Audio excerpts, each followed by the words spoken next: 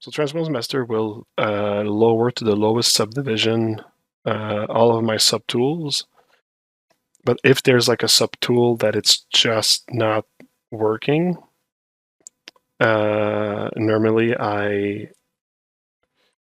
go back and, well, actually, you know what? I'm fine with what I have, but I just realized I really don't, like the cape at the back is really going to be in the way. So actually, I'll just get rid of it by placing it here. There we go. The cape, like a cloak on top. This is going to be fine. And I'm going to want to actually divide the character into polygroups also at this point. My neighbor's dog is barking. Yeah.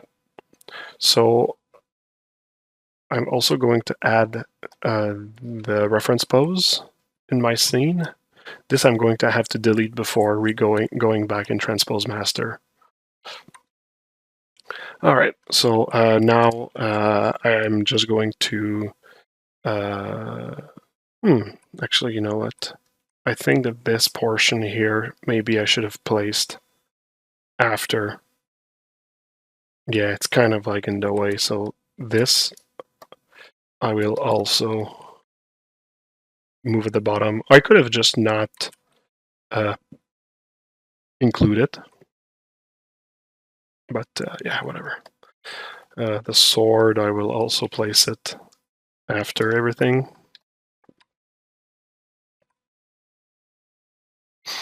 Okay, all right. So. First part. I'm going to make a symmetrical selection for both legs.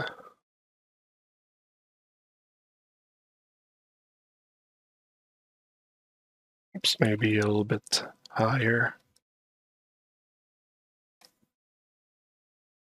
Something like that.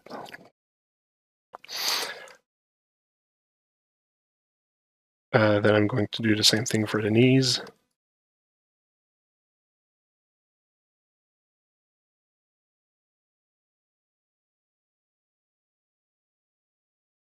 I'm going to remove orthographic view. So this is just so that I can actually easily select parts of the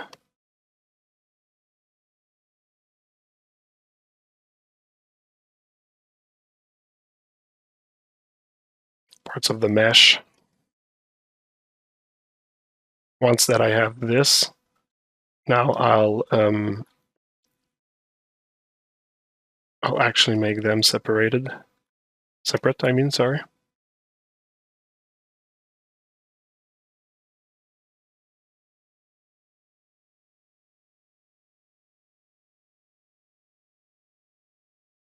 And I'll match together the piece that I want to have moving all together.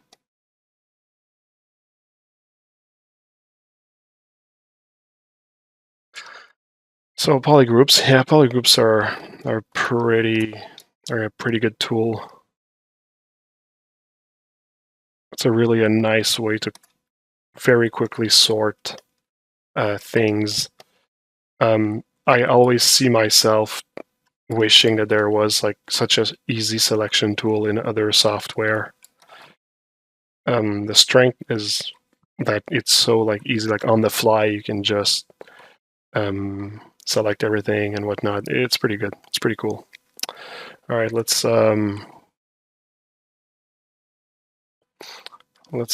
grab. Oops. Let's do the arms.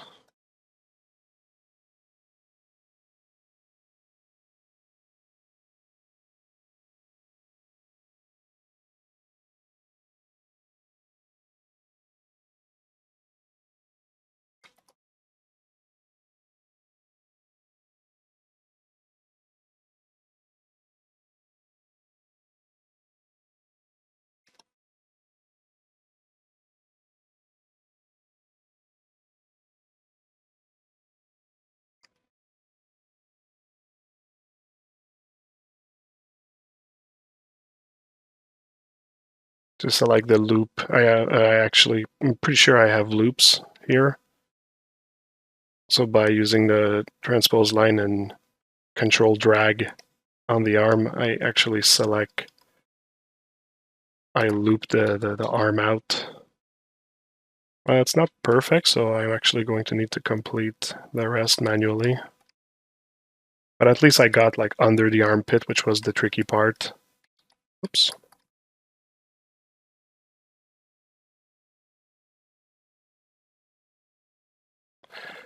Oops, I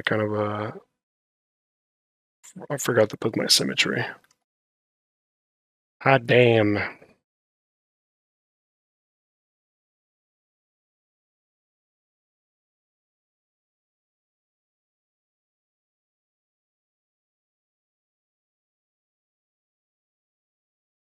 It's a bit of a tedious part, but it's going to help us make all the necessary selections afterwards.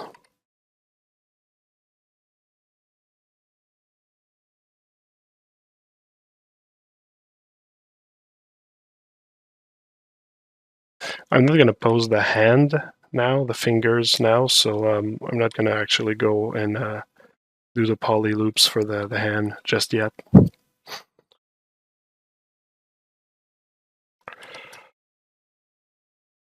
Also, I'm thinking that maybe the head I'm going to pose.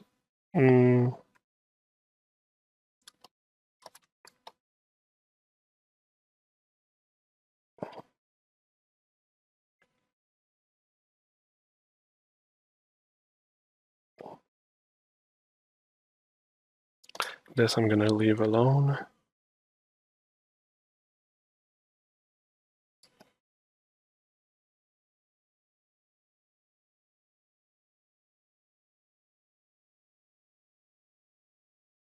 All of that will be in one piece. And normally I do something about the, I actually select half of it here so that like he can bend. But since he's in a full plate armor, it's not like if he's gonna have much flexibility for for this part. So we might need to fake it. We'll see. We'll see. This I'm gonna put in another subtool as well. Subtool, I mean polygroup. Okay, there we go. So I'm gonna save a morph target of this, and let's start posing this this character. Or this one here.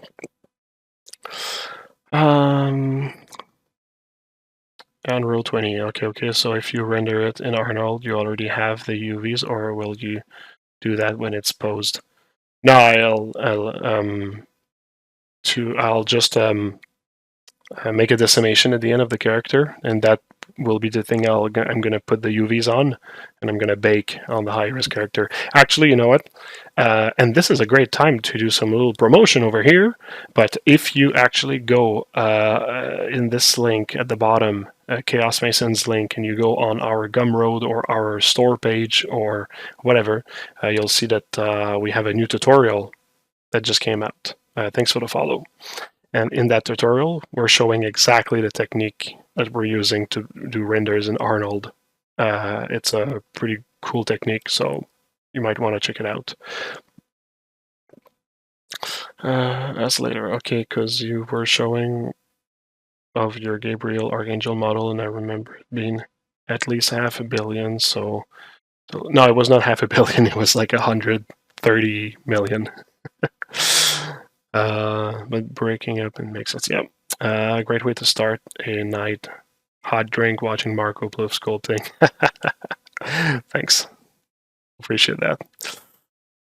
Marco, I'm just starting out 3D in ZBrush. How can I make the most of your streams? Because right now, just looking at your interface is scary. Yeah, I understand. Just go on the Pixelogic website. I think they give like starting classes there. And it's you can just like learn one thing at a time. Yeah, it can be pretty scary, but like I swear to God, it's such a awesome software, so it's worth it. Thanks for the follow, by the way.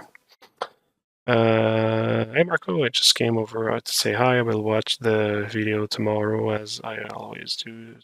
Time. Yeah, of course, no problem. Problem. Take care, Alex.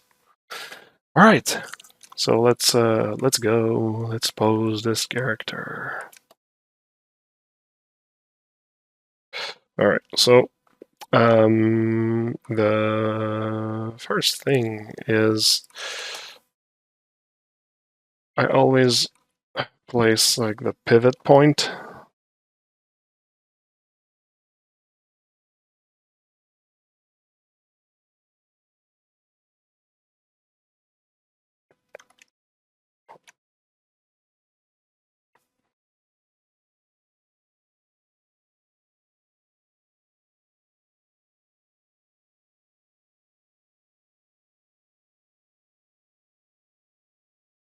By the way, even if I'm posing the character, some assets I will still work on them in a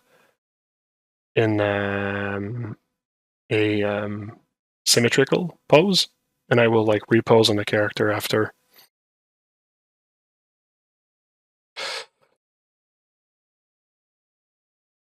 That needs to be more out of the way.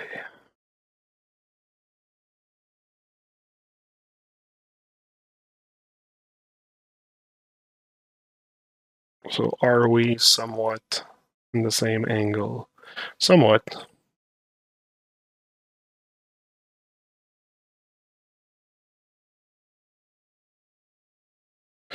All right. So at this point, I will I'll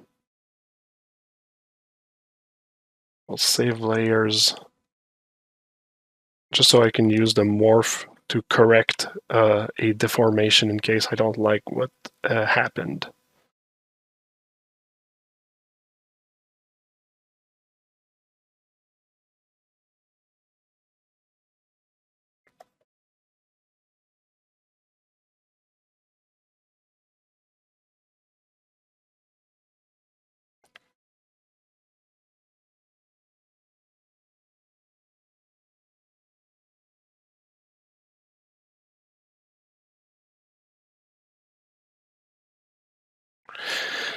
And of course, there's going to be a lot of nasty deformation, but it's all stuff that I'll be working on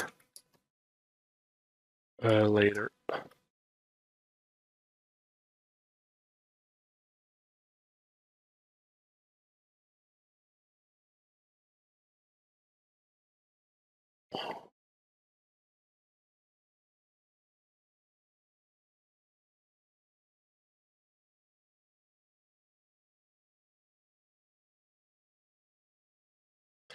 So see the fact that I actually kept my my polygroups makes it much easier to make selections now.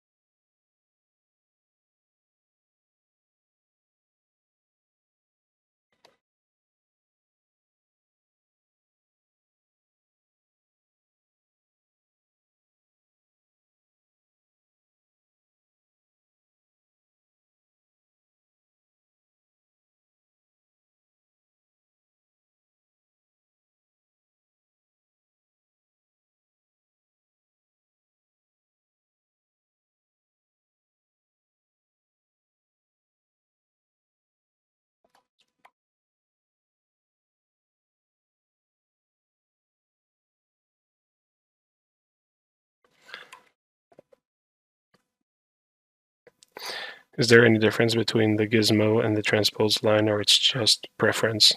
For me, it's just preference. The gizmo is nice to do like very calculated movements and stuff, but transposed line I find more flexible. Hey, how are you doing? Do you recommend any courses to make collectibles? Not that I know of, though. Sorry.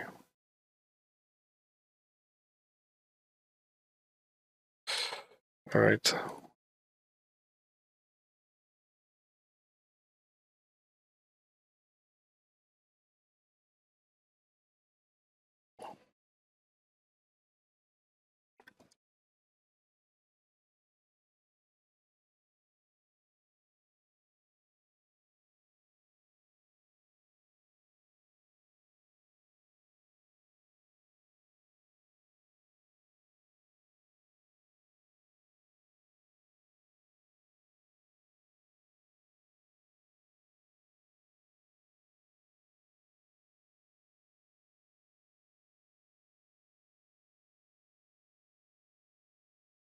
So we can already see that probably I'm going to need to move the armor, to change the design of the armor a little bit, just to accommodate for the flexion of the foot.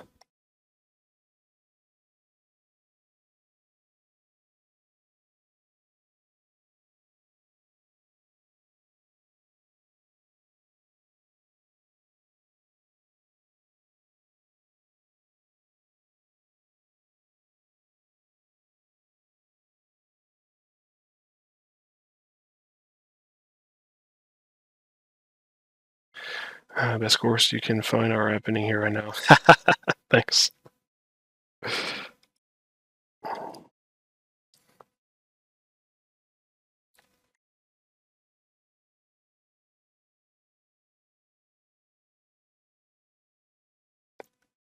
So I'm using my previous pose as like the general gesture.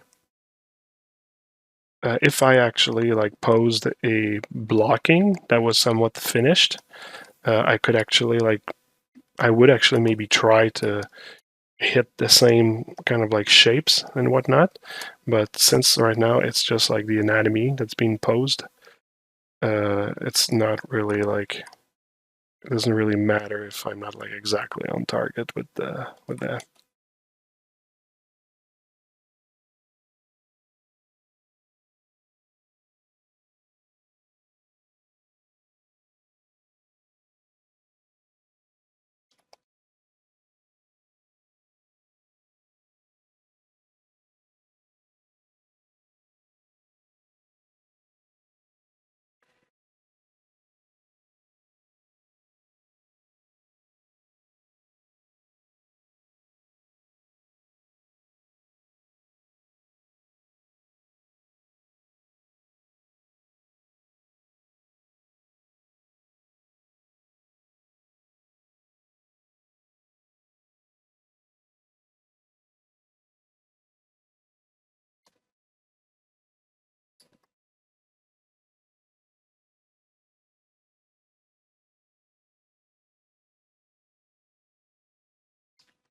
I'm always blurring a little bit after I made a selection, by the way.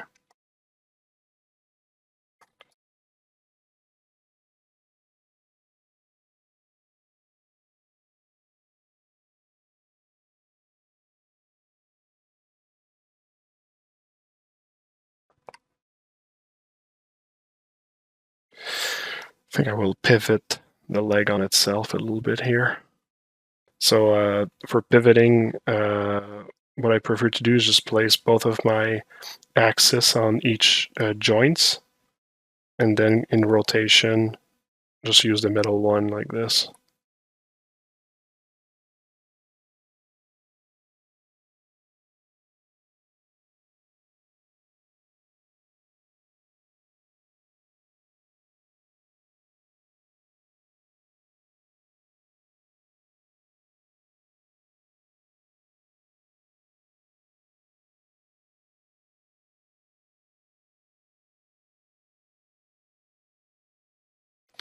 Since I have the anatomy under, I can just look at like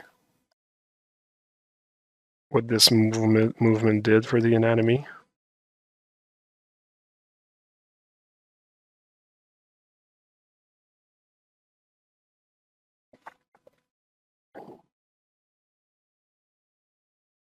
Yeah, of course, all the volumes are all screwed, but technically, in terms of the skeleton, things seems to actually still be okay. So that's it's good like that. The rest of the anatomy I can fix after the posing if needed.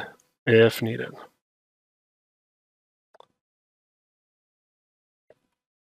All right. Next is the arm. So yeah, the question here is like, am I going to need to bend the torso? And by torso, basically what I mean is like around this area here, because there's not much torso, whatever. Don't come here if you want a pronunciation class, because the boy.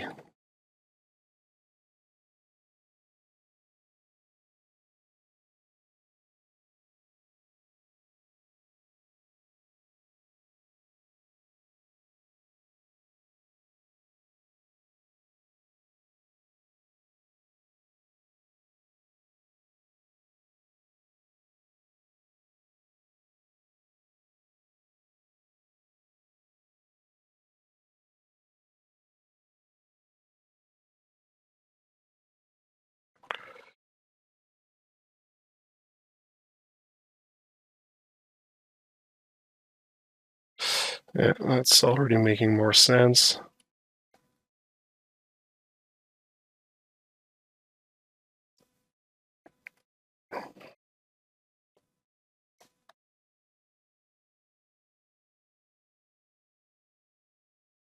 I'm gonna need to have actually. Oh, thanks for the follow. I'm going to need to have like somewhat of a rotation of the body also. So let's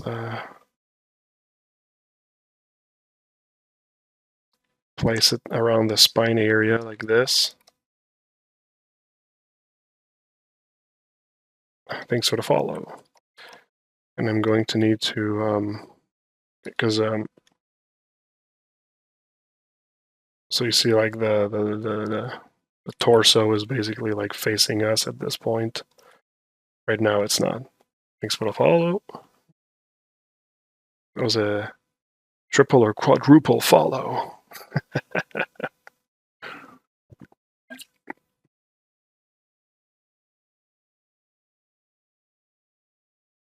Something like that. Maybe it'll ooh, another one.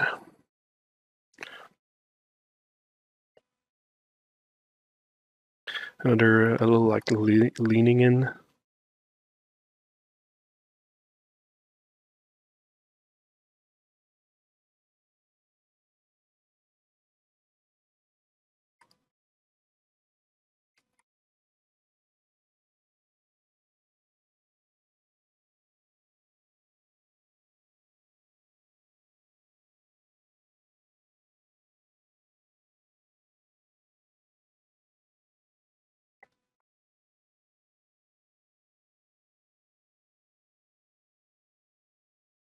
I'd like to give a little shout out to my friend Stefan Fall, who's recovering from an operation right now. I know he listens to my stream, so prends soin de toi.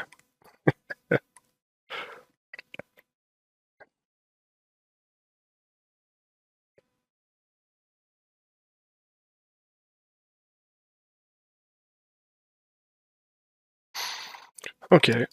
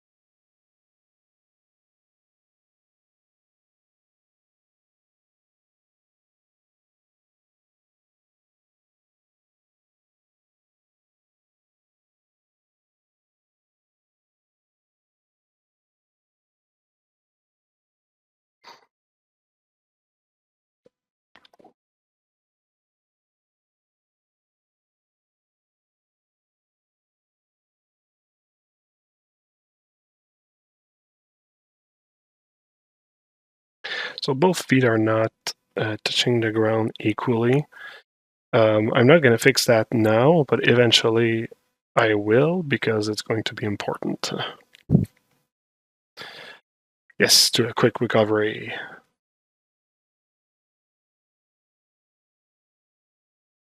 All right, so already there's more posture, more life in the character just with the single act of having this pose.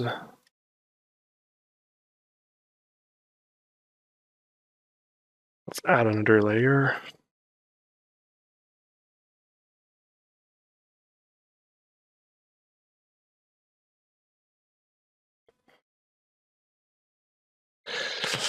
I wish I was able to use the transparency on the character I'm posing sometimes, but Transpose Master unfortunately doesn't work like that. There's a few things I'd like Transpose Master to do, to be honest, but it doesn't.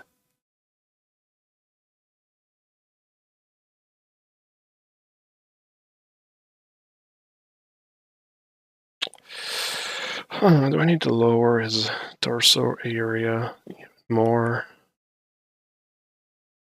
I think I upscaled the body of the character. That's why it's or maybe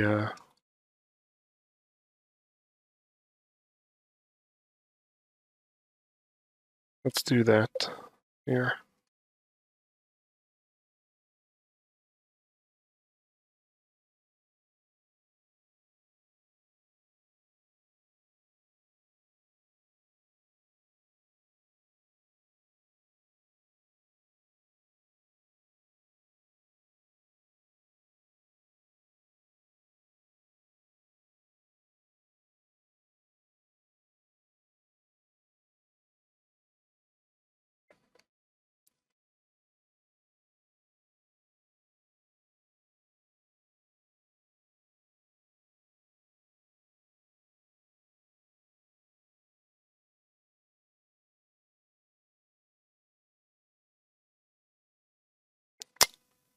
So you see that by removing the arms of this character, you see that the arms are actually like, it's credible that the arms are like they're working with the armor and everything. So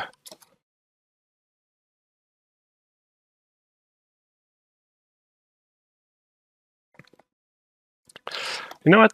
I'm gonna pose the shoulder pad later.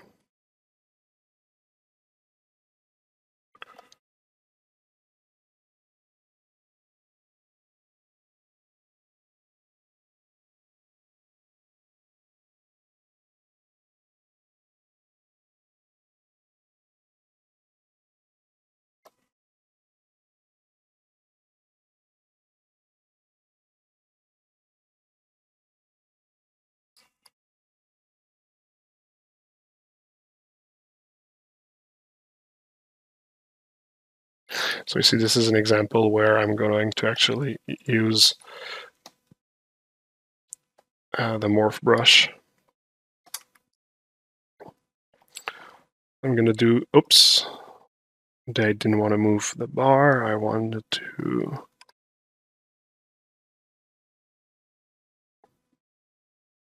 right. So I don't want the elbow to do that like rotation. Like it's not really the elbow that does like that rotation. It's more like around like a twist around like everything here. So I did like this, and then I want to use my morph brush to kind of just like twist back just a portion that's inside my brush radius, which actually mimics overall like that twist that I was talking about.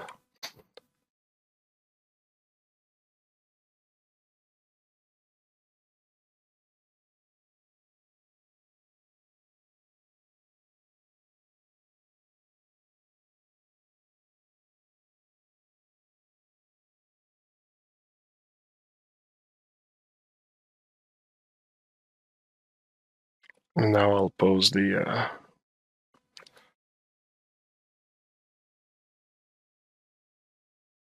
elbow, the shoulder pad. Wow, I am tired.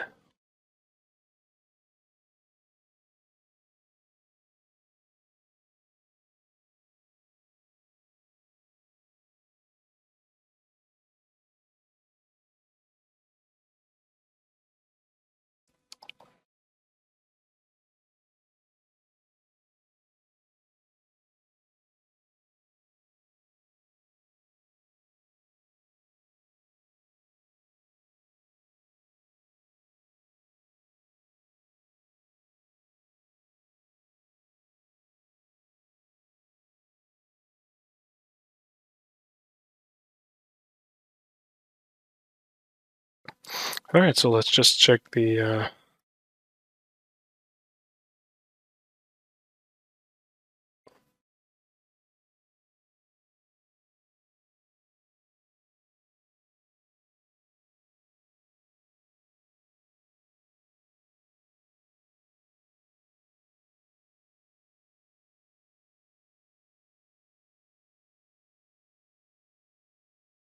So the body is really stiff. Normally, I would want to actually have like a bit of a curve But yeah, the type of armor doesn't allow for much curve, so I'm going to have to kind of like compensate in the silhouette to kind of like give that leaning forward to be more natural. And in terms of the shoulder, it's a bit too much inside of the body, I realize. So now that I know that, let's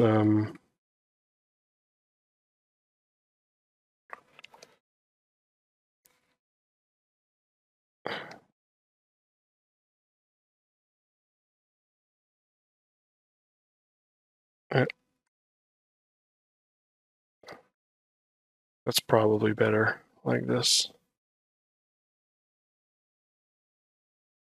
Let's remove a few distraction.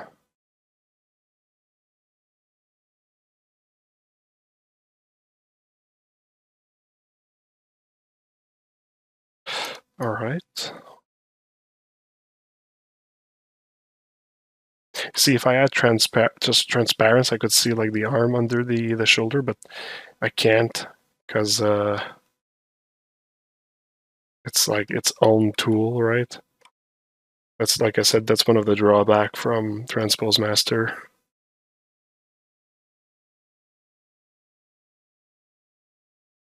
I'll double check that part after the posing. Anyway, it's the purpose.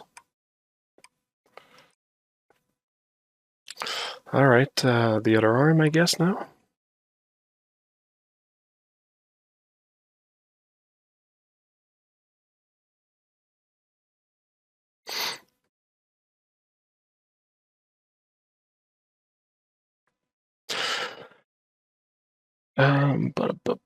What's the power of Transpose Master over multi-subtool gizmo apart from automatically swapping to the lowest subdivision?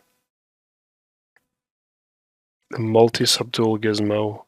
Well, I mean, you can't do any like selection, masking, or whatever. Yeah, masking exactly.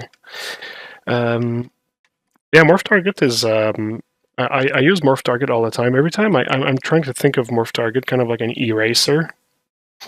So when I see that like I might want to erase or go back either fully or partially, I actually use Transpose Master.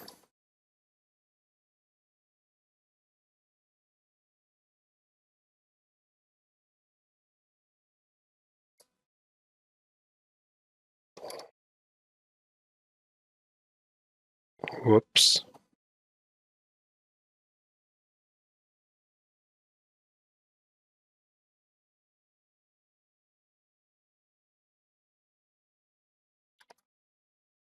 There we go. Oh, no, I'm stupid. Shit. Oh, yeah, I think I can just do that. Yes.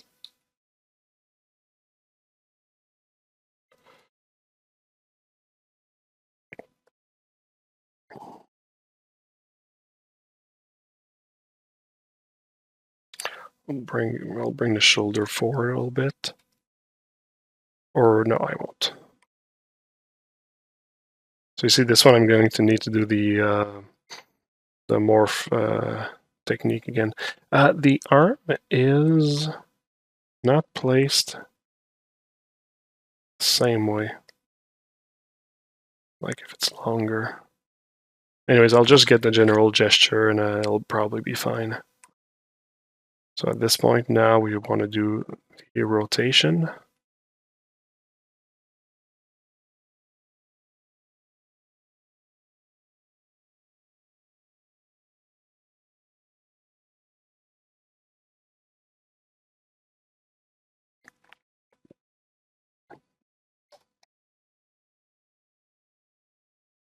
I don't know why I always find doing posing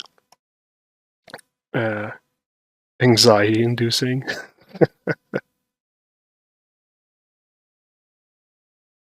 It's always scary to think you might like fuck up your work. But you kind of like have to trust the process. Trust the process. Okay, so now that it's moved, I want to get the part of the elbow back where it was before. So once again, grabbing that morph target.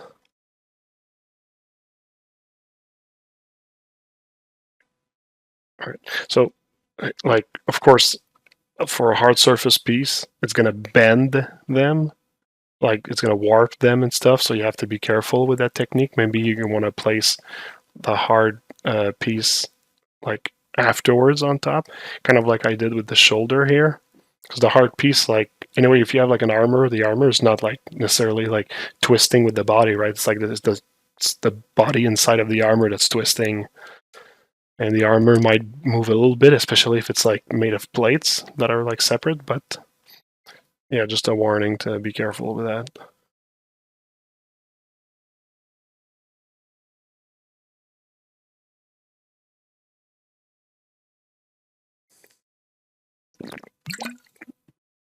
Mm. Even our 3D, thanks for the 4-month subscription. That's really cool. Thanks. Much appreciated. All right, so, and for the rest of the arm, it's actually going to be a bit tricky. Let's do our best with that.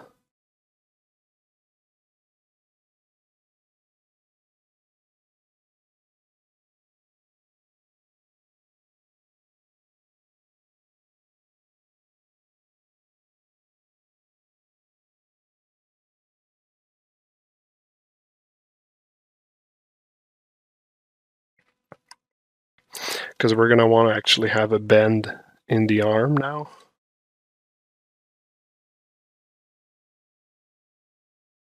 Twist, maybe I should say. So I'm going to save a morph target here.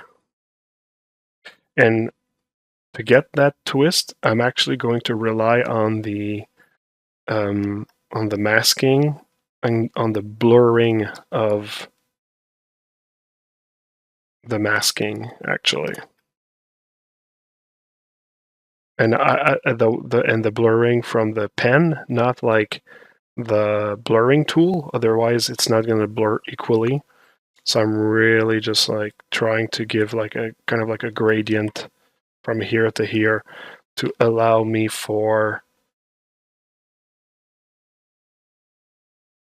a twist in the forearm.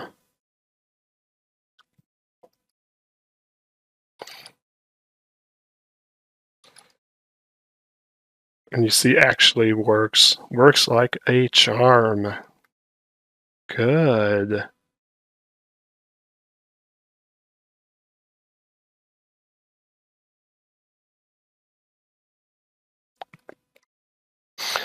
I kind of like want to play like to go back later on the arm to do the wrist position and everything. This is going to be tricky, and I just want to get like the main gesture of the character first.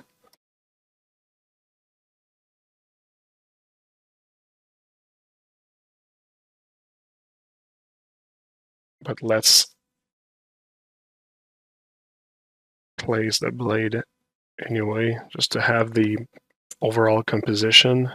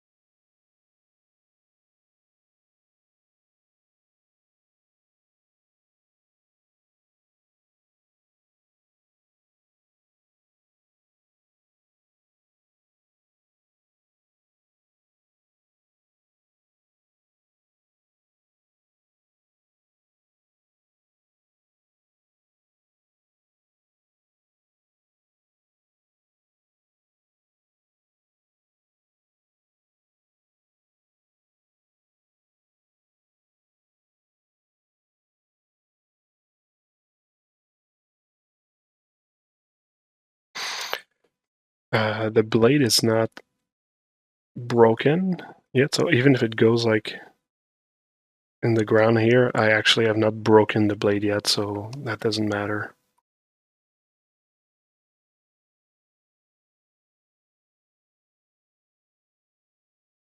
Okay, now something that like kind of like bothers me is it's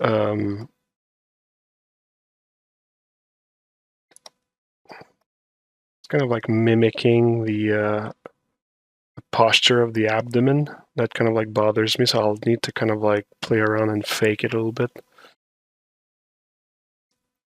even before placing the head.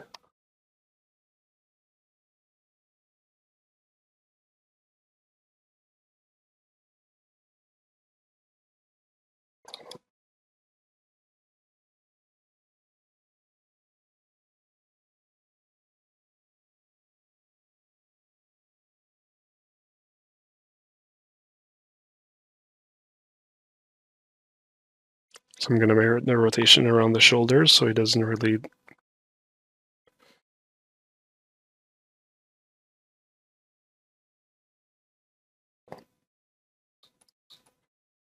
So in terms of the angle, it's much better.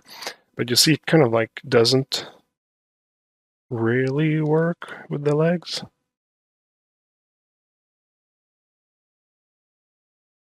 So am I going to change the placement of the legs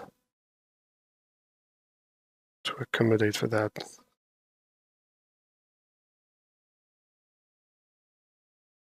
I think the easy answer is yes.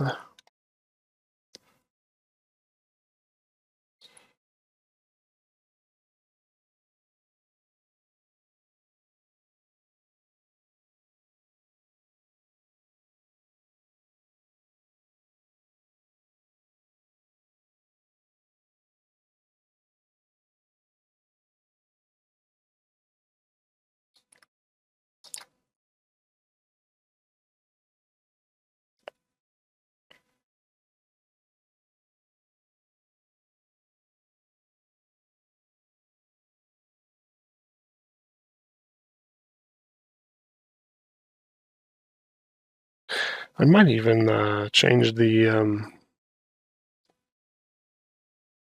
shape of the armor a little bit just to compensate for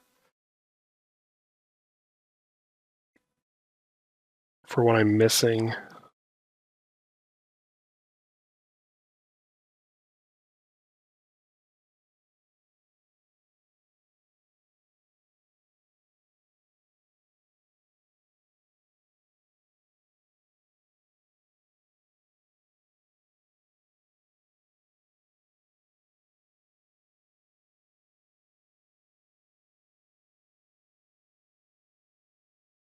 So for example, what I'm saying is if I grab this part here and I start like playing with the shape,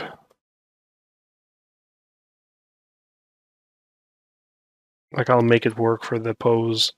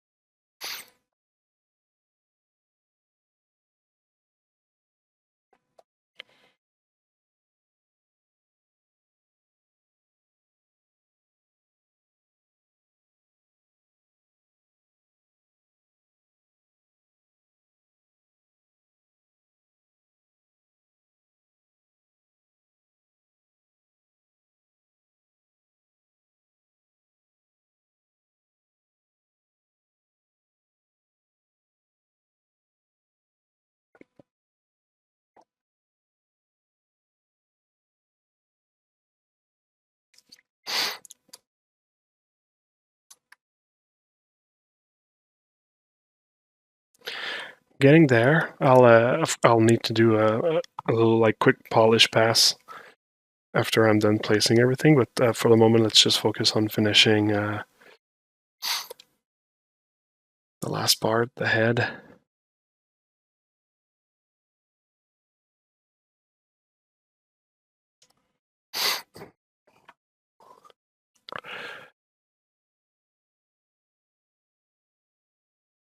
Hello, haven't been on your stream for a long time. No problem. Could you please suggest some tutorials? I feel like I'm stuck and not developing at all. Sorry, I don't have a catalog to suggest, unfortunately, but maybe people can chime in. Good to know Marco Plouffe himself is also scared of posing. Yes. I'm so scared. I'm interested in blade drag. Yeah, having the blade on the ground is the idea in that in that pose, since it's such a a heavy blade.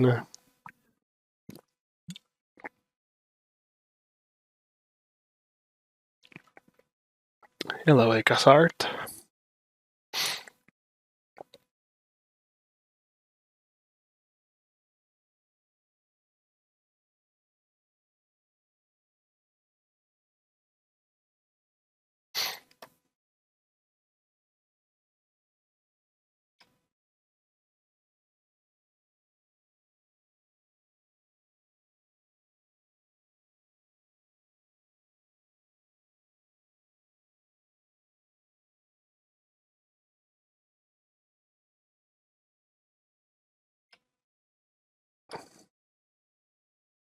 So I don't know if it's actually going to work with the anatomy under.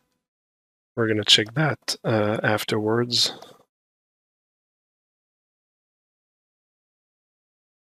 Let's just at least get the same kind of like.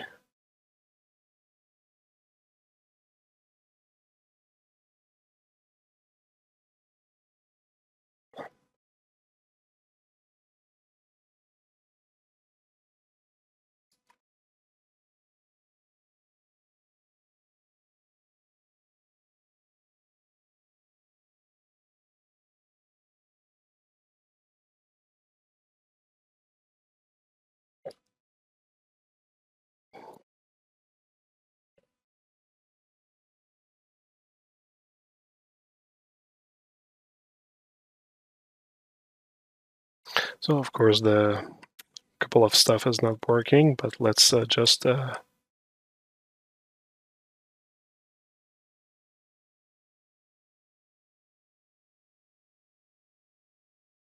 at the naked character.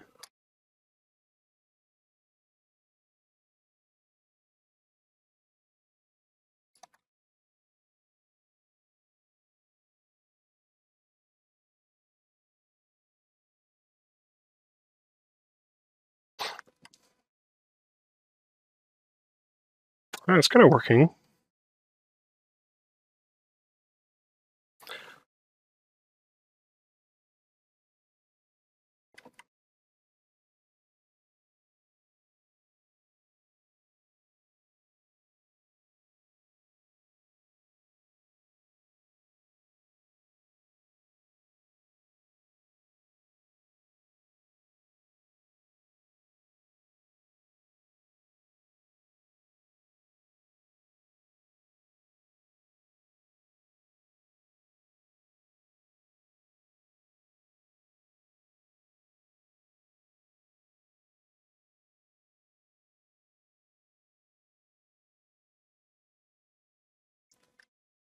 Maybe at the back a little bit more.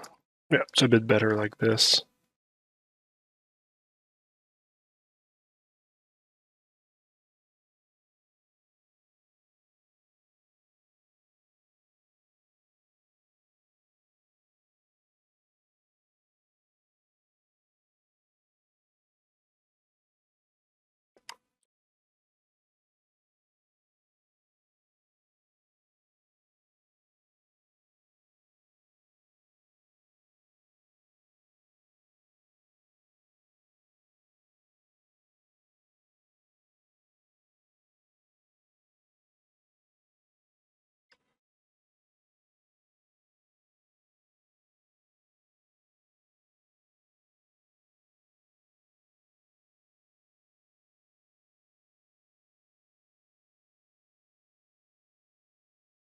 All right, and let's make the rest work with the head position now.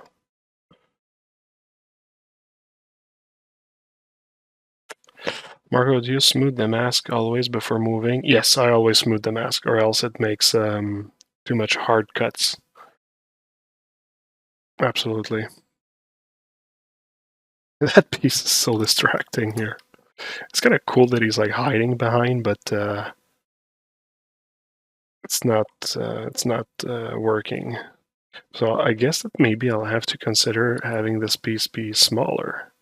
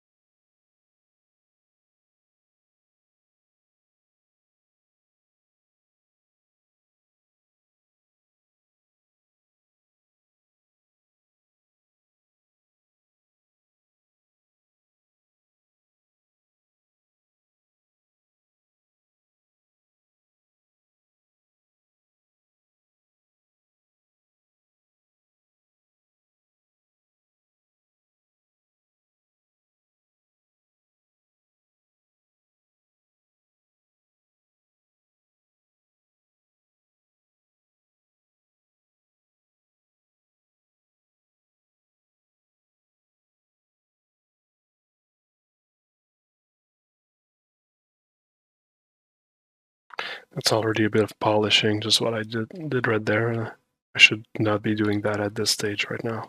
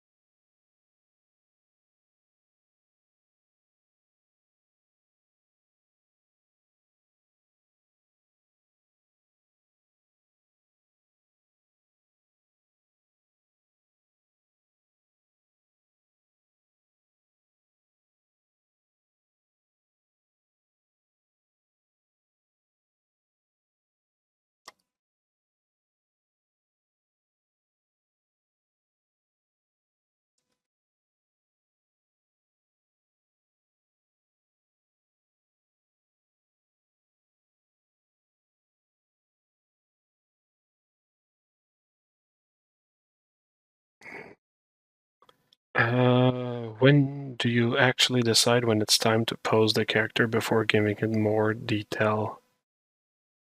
I try to do as much things in symmetry that I can, but at some point I want to see what's going to be the... I'm posing at least like a blocking to get like an idea of the pose, so I know what works, what's not working in my design. So very early, I'll do at least a test posing, like basically like what I'm doing right now, and some elements I might sculpt them in pose because there's no symmetry, there's no reason to. So yeah, it's a question of knowing your process, and you'll eventually like know what's best for you.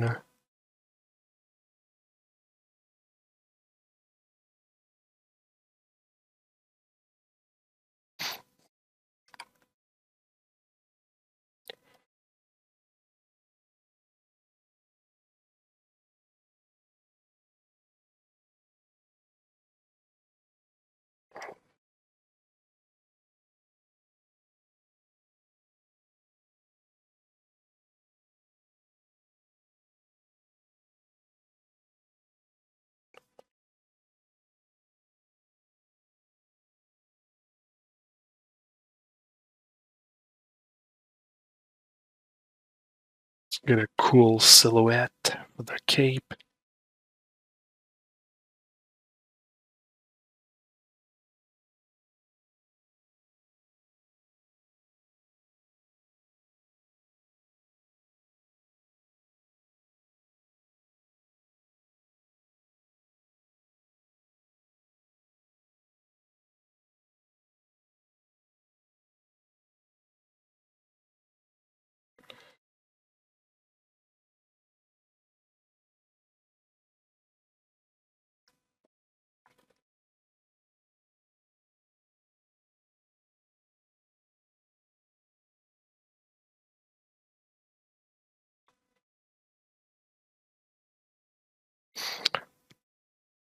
What I'll probably do is I'll try to make a cape like an orthographic, like it was before the posing, and see if I can actually just place it with.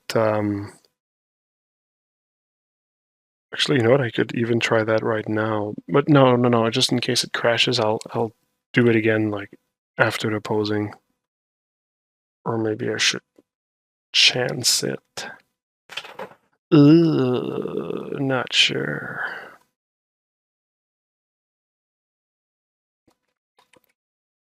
You know what? Let's chance it.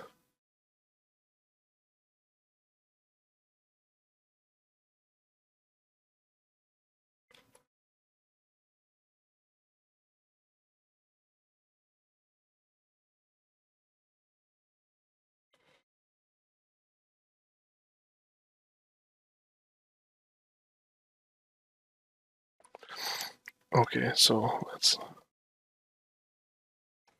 let's keep let's get just the cape back in position. Let's use our morph target, like I showed you. There we go. And now this, I don't know that I'm going to want to actually have the folds on the cape.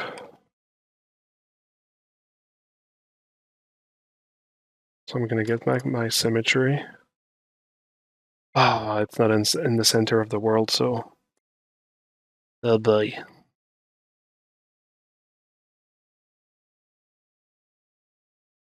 Okay, it should be enough in the center of the world now. And I want to flatten this cape a little bit.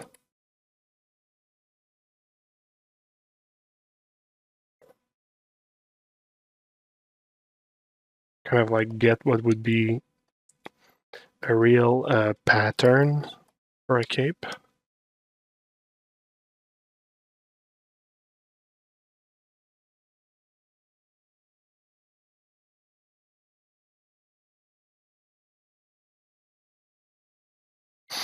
All right, and let's actually try to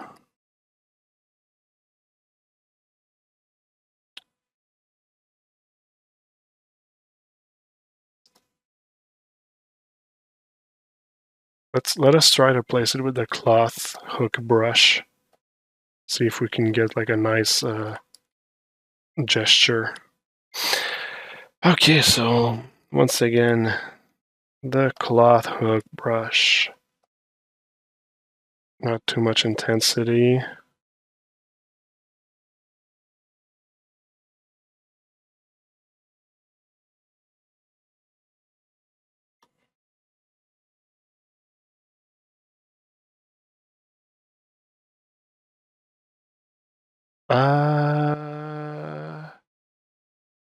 It's not acting the way that it should be acting right now.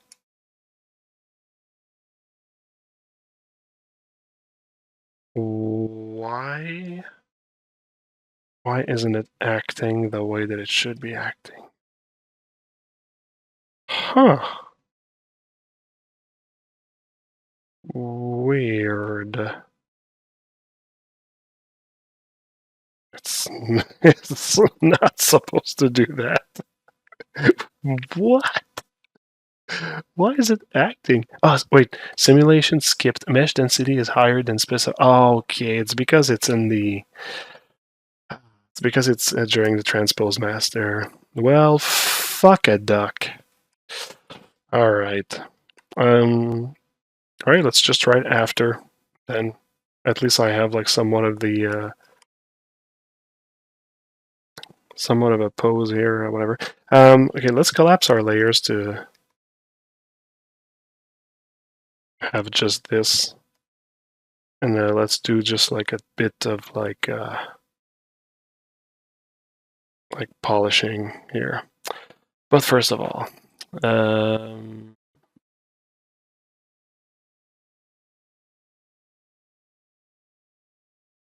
hey Marco, your work is inspiring. I hope one day I can reach your level. Well, with practice, of course. With practice and passion. Morbidity, hey there. Hey. But I think given enough practice, you can get there. Yeah, absolutely. There we go. That cloth hook brush has been godsend over since you showed it. Yeah, when it works. Okay, all right. Let's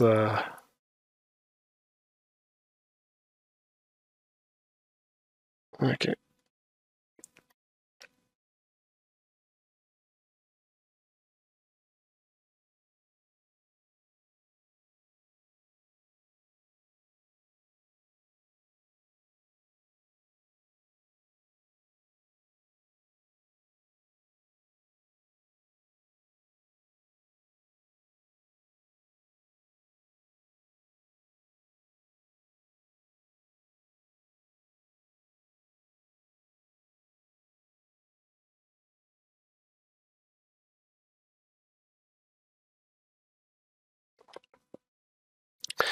Yeah, let's get rid of some of the elements that are just like way too much in the way to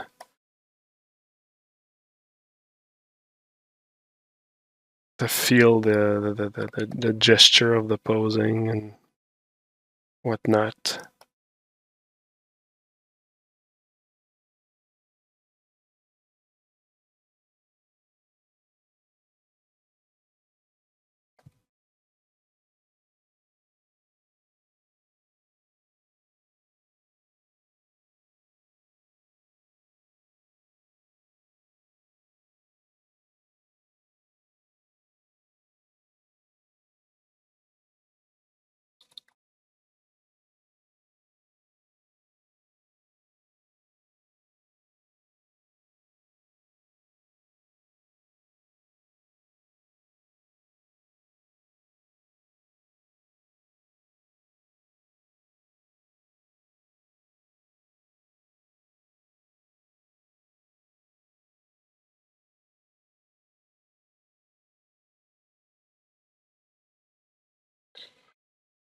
Sometimes what I like to do is just like push it like this. Even if it like destroys it, just see like, oh, is it better? kind of like crushes it on itself, but as you see, like I can already tell this is preferable.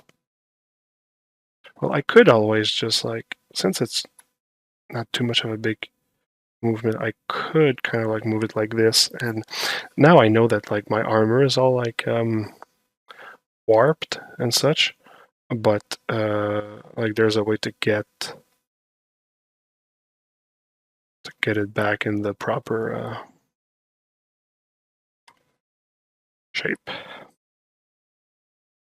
later.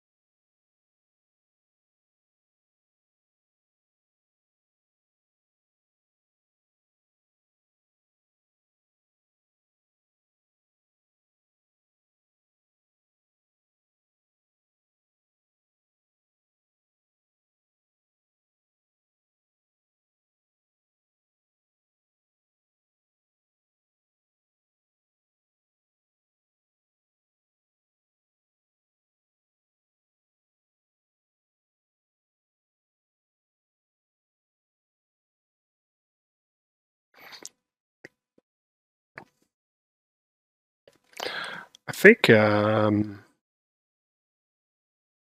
going to work for a first pass, actually.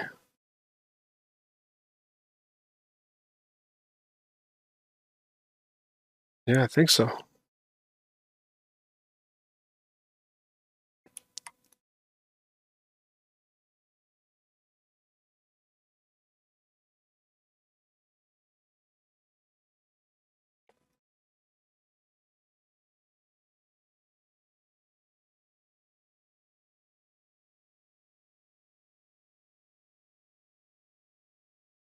Okay, let's make the feet flat on the ground. Oh, see, I naturally corrected it.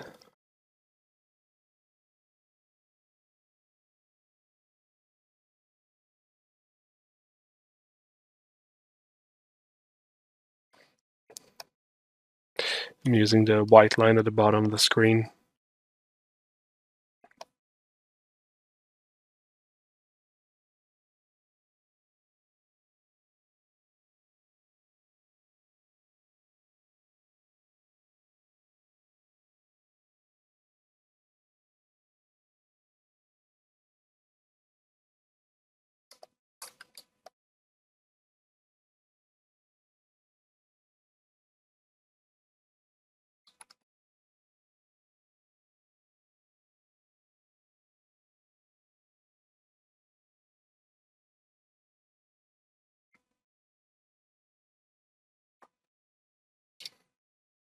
Okay, let's go with that for the general gesture.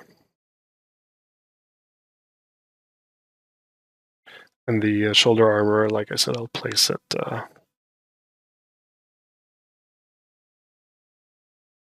Actually, let me place this thing.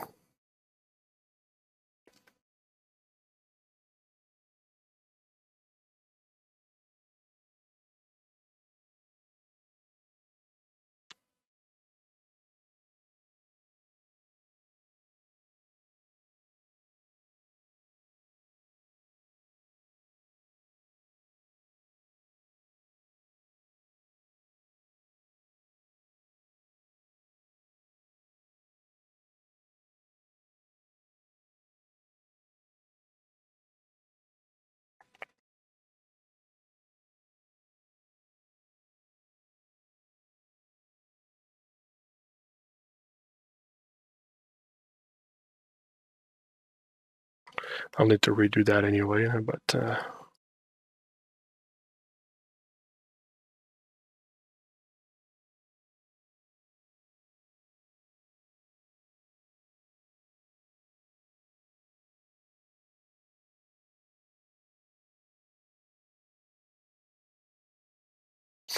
I destroyed the poly group at the end, but never mind about that.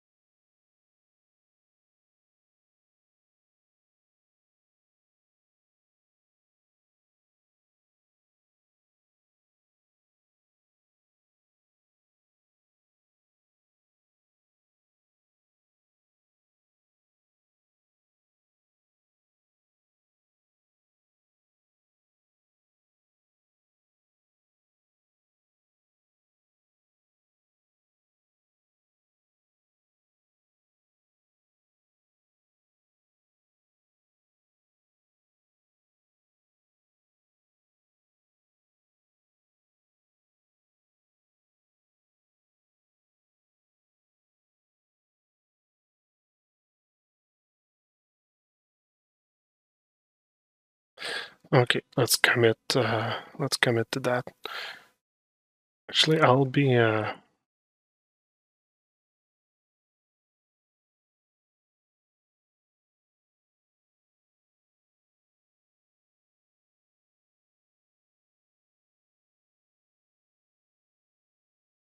Okay, so before committing, let's make sure there's no layers, no morph target.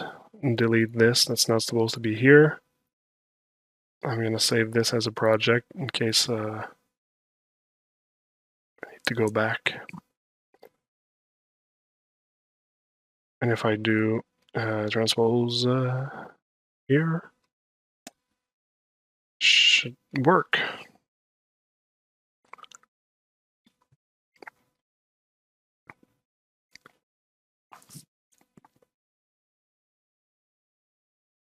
Will this stream be uploaded to your YouTube channel as well? As always. Yep.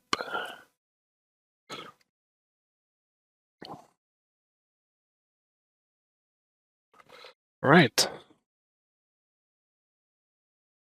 There you go. Okay, now the eyes are not looking at the right place, but yeah.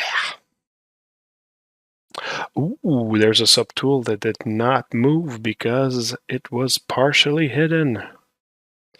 But it's fine. It's fine.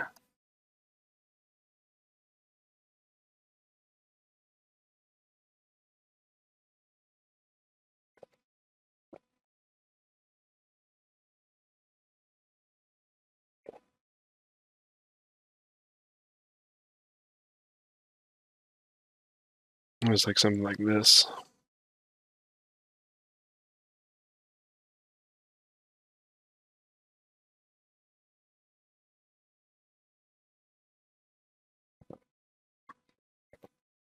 Anyway, I knew I was gonna have to redo this part, so who cares?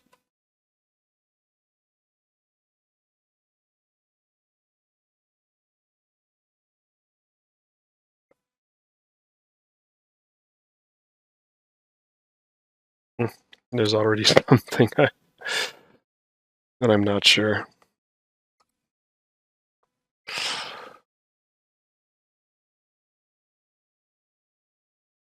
Holy moly, what just happened?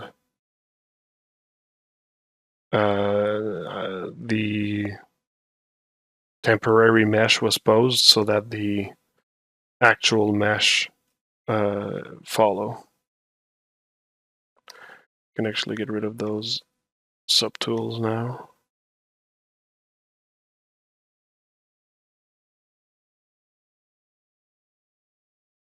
All right. So let's save that.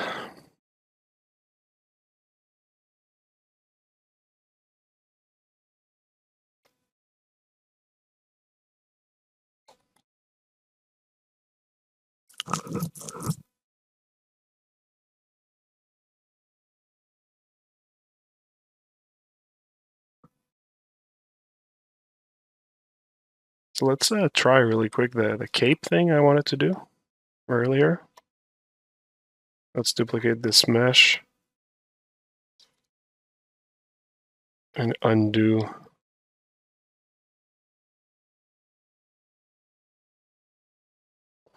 So now that it's its own subtool, it's not going to give me the simulation error from last time.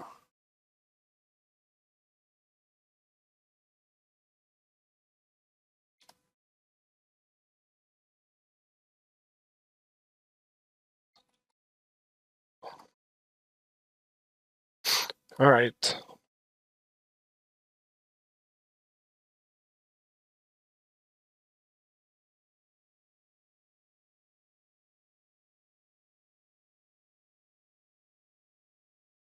Okay.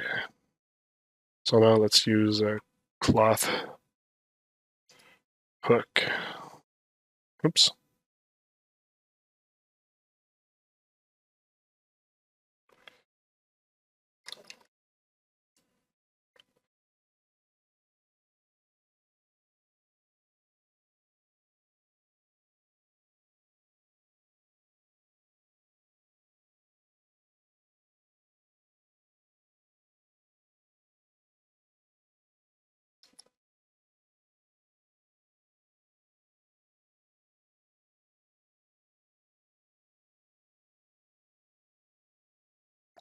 It's a very, very wrinkly right now. Not exactly what I want. Maybe the fact that it's two-sided also doesn't help.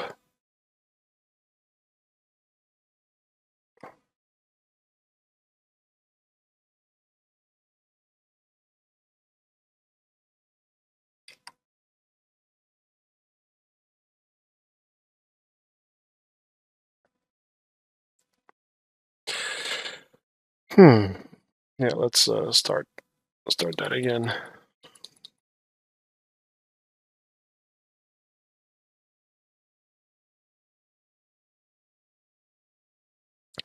Let's yep, delete one side.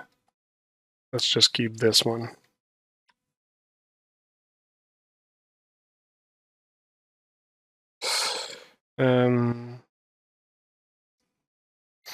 How would you make details in the armor now since it's not symmetrical anymore? I'll be working on the armor in symmetry on another file, and I will pose it on top of this once finished.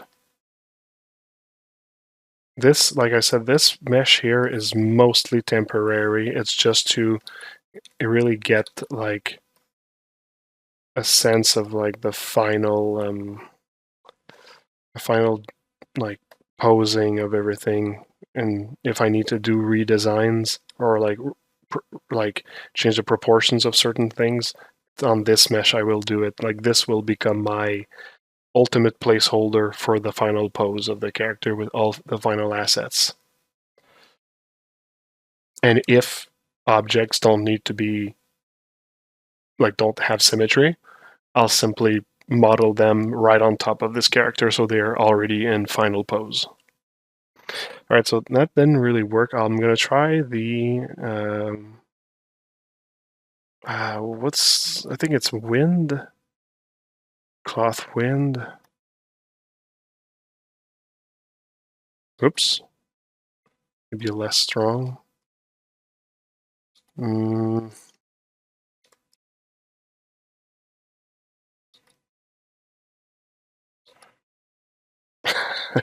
No. No, I don't think that's it. Nudge, maybe.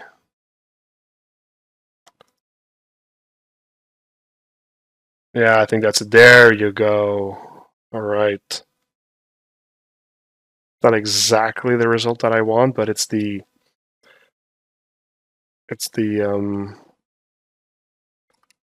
reaction that I want. So now I just have to maneuver it correctly.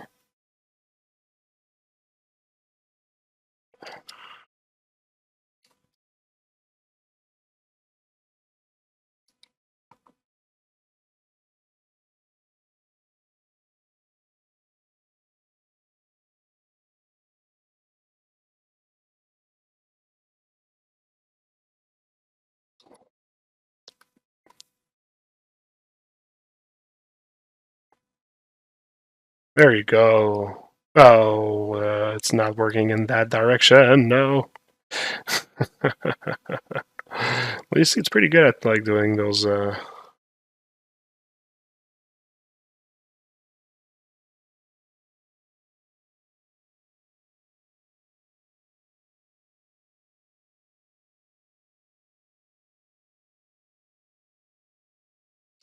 Actually, it's a great base.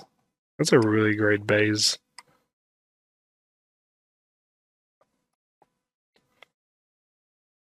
Like adding a second movement is kind of like destroying the work that's already there, though. That's the drawback. But I feel like at this point I just need like the standard move brush.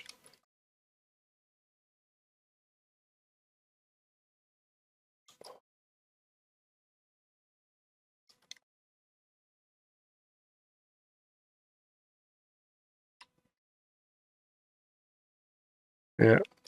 So yeah, that was cloth nudge.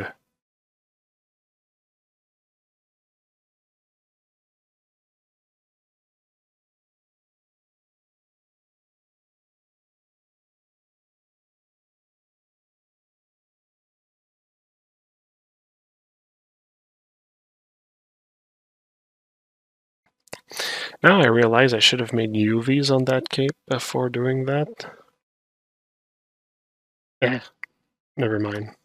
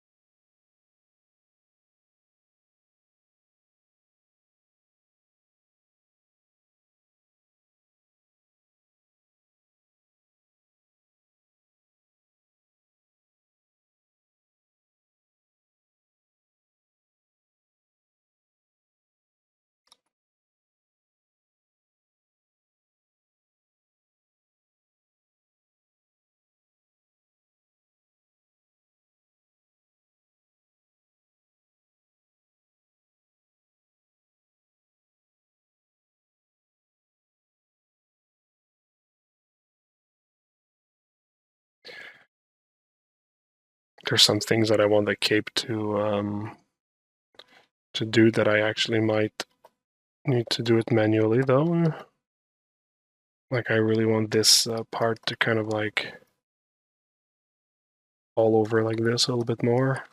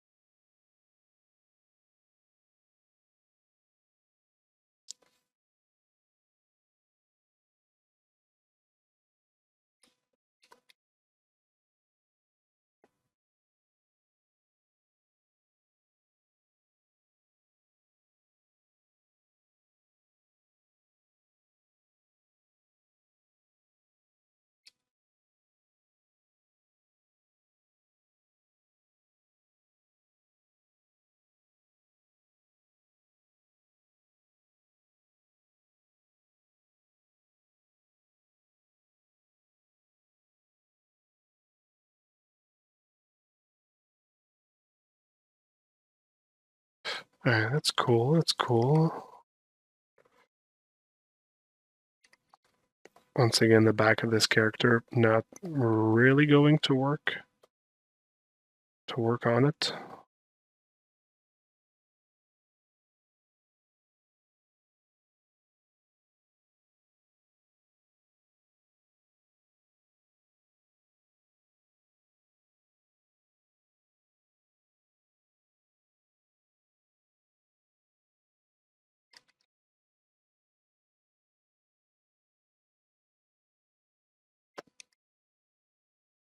Alright, super.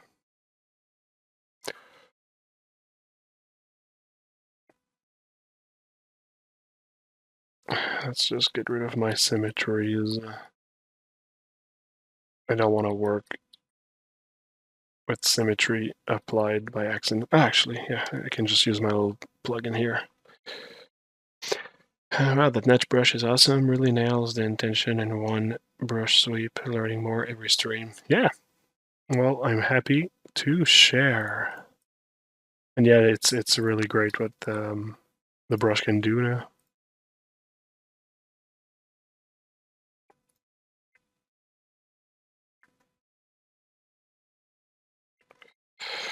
All right, so no more symmetries.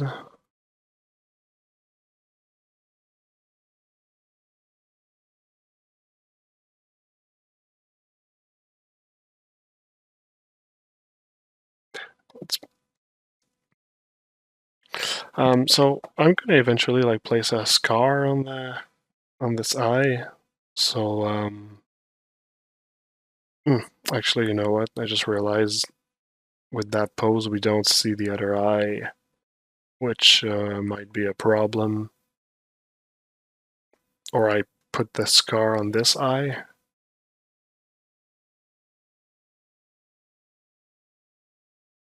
It doesn't give the same feeling though.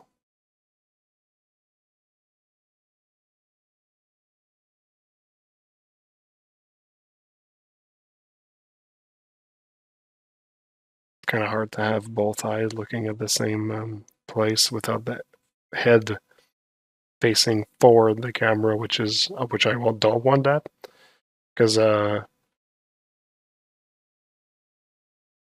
yeah, like I really want the head to be kind of like so not looking forward like this to the camera, but being like on the side, looking on the top.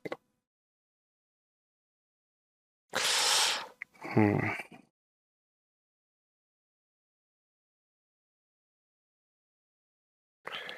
So I might have to put the scar on the other side. So I'm probably gonna have to place the scar like on the like here. We'll see. I'll come back to that later.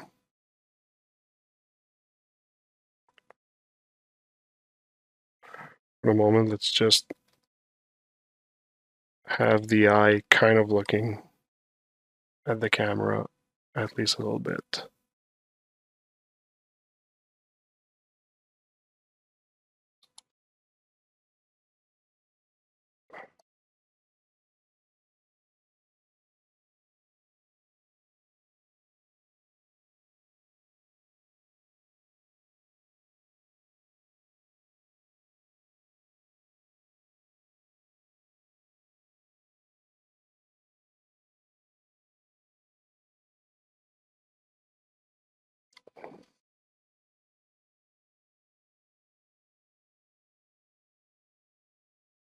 So just that it gives the impression that it's looking at the camera.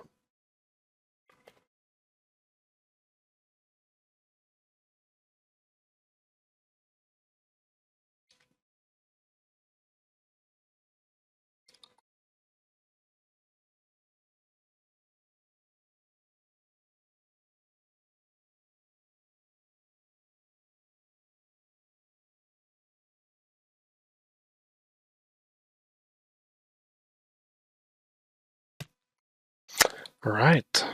Already adding a lot.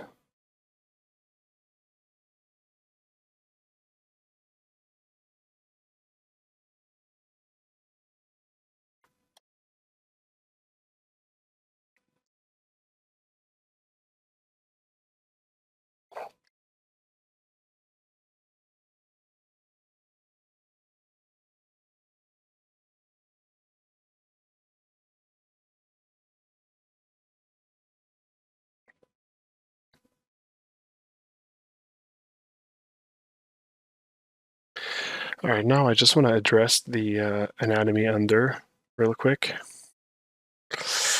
How do you now damage your previous colors in polypaint when you want to adjust colors? How do I damage? You mean how I will do withering? Like, I might just leave it for well, that's like something I'll go back to that later. Actually, it's like a later step, much later step. Very menacing. I can feel the fog wall appearing behind him. Nice, nice. How do you not damage your previous colors in polypaint when you want to adjust your colors? Well, it comes with the territory. Like if you do a manipulation, you can destroy it. So you have to be conscientious of what you do, I guess.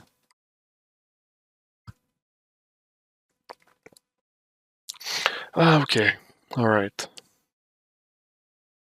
What's that? That was the thing I used for the chainmail.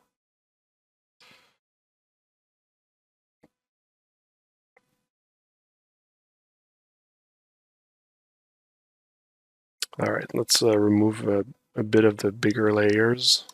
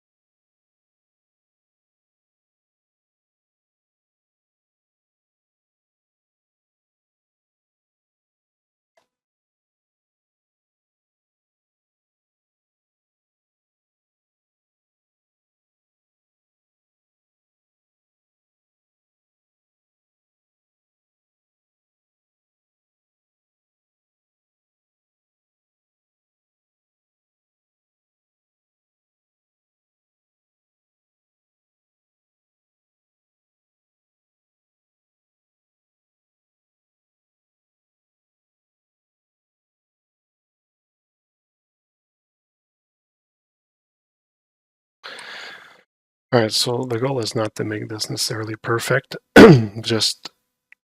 um, just making sure.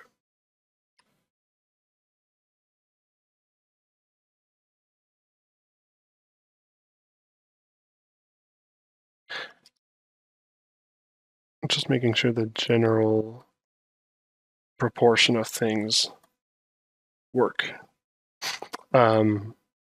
Like for example, in case I would want to do cloth simulation, I'd like to have something under that is acceptable in terms like the biggest part will be like the crotch area and like the ankle.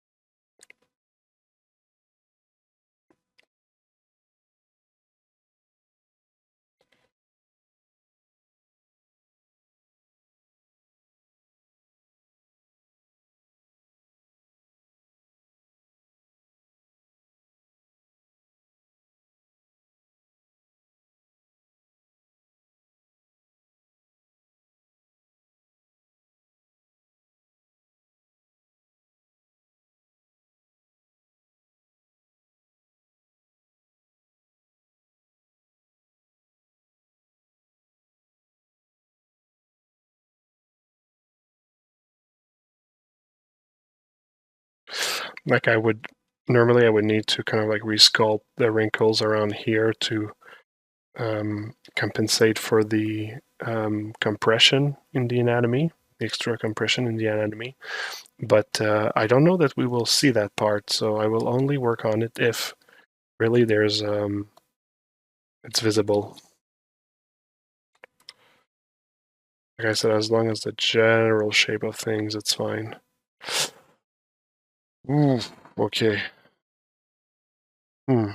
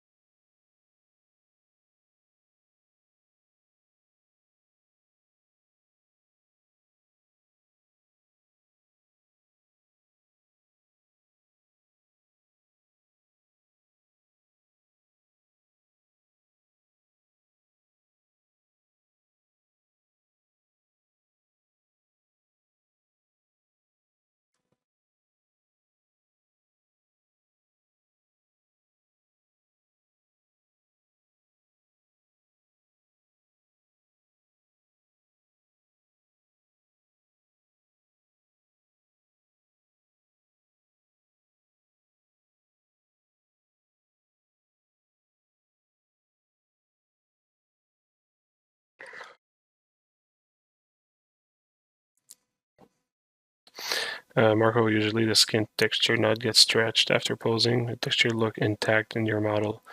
Well, that's because I really made sure that I use masks that move things kind of like proportionally everywhere. Yeah. And yeah, also what Kevin 3D Art is saying, since it's posing it in the lower subdivision, I actually like, it cannot affect the details really. Like the worst that's going to happen is like something looks warped, but when it's like organic, it's hard to make it look warped. When you're doing something mechanical or hard surface, now you have to be really careful, and that's why normally, uh, like I tend to repose from the final mesh to this new pose all the important hard surface piece, so that like they don't get warped from my posing that I just did right there.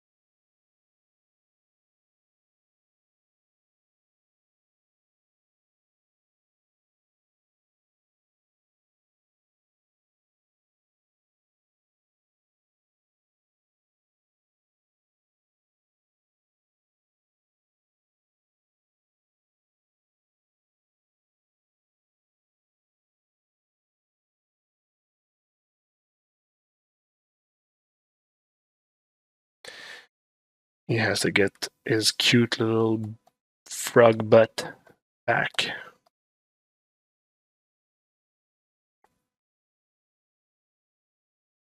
It's a CFB, a cute frog butt.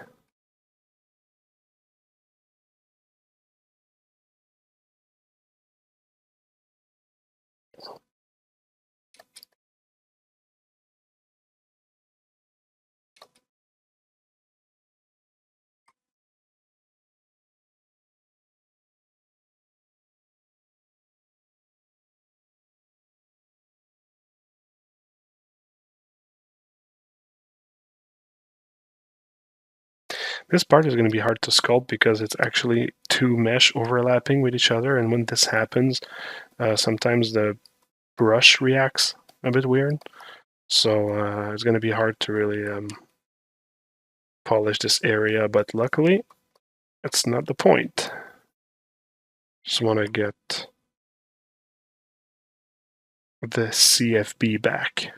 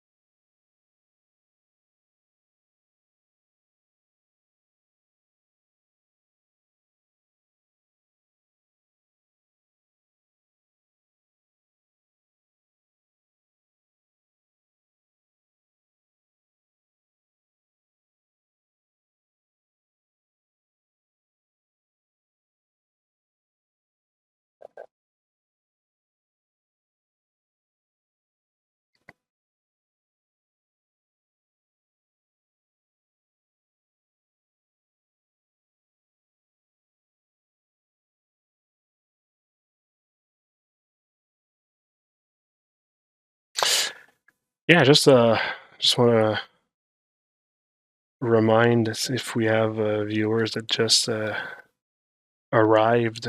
We just came out with a new tutorial that's for sale on our store and on Gumroad. So at the bottom of the screen here, punk punk, that link. It's also in the description in YouTube or Twitch.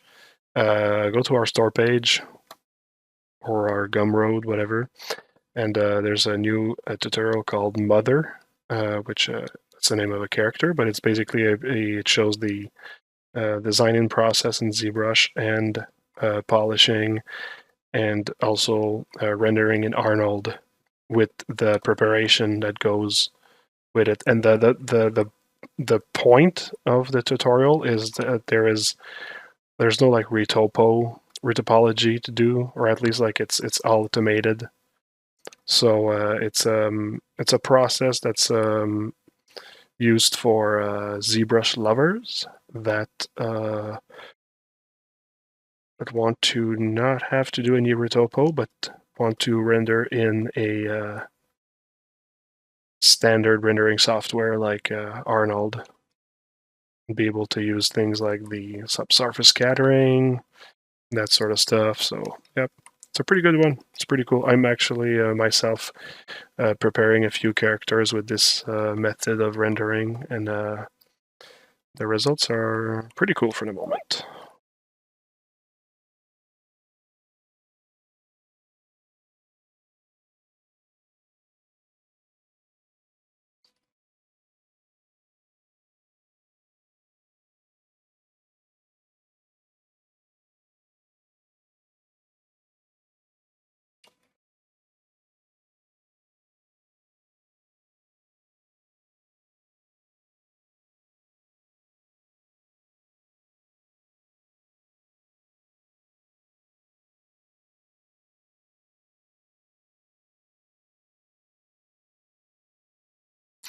Yes, you can adjust roughness, metalness, everything. It gives you all the standard map. It gives you the same control. It's also textured in Substance, the tutorial. So yeah, it's basically just like how to skip all the boring retopology UV stuff and whatnot by generating them automatically.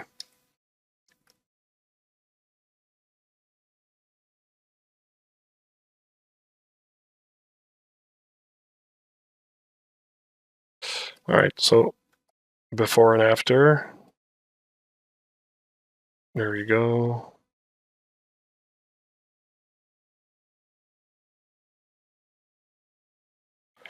Of course, it's much better, so let's save it like this.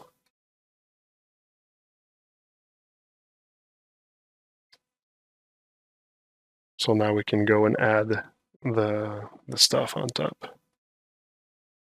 Hey, no problem.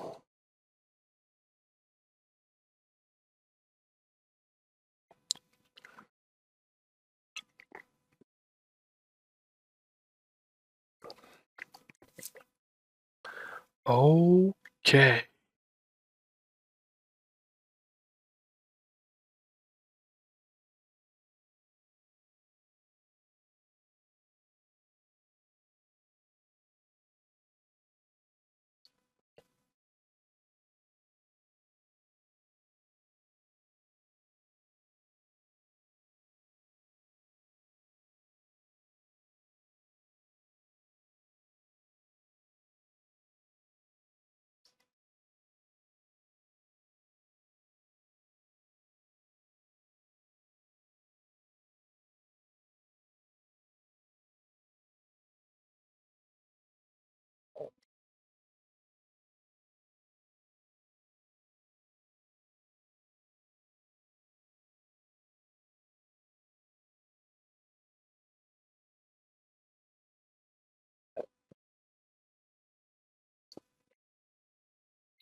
It's removing a few distracting tools.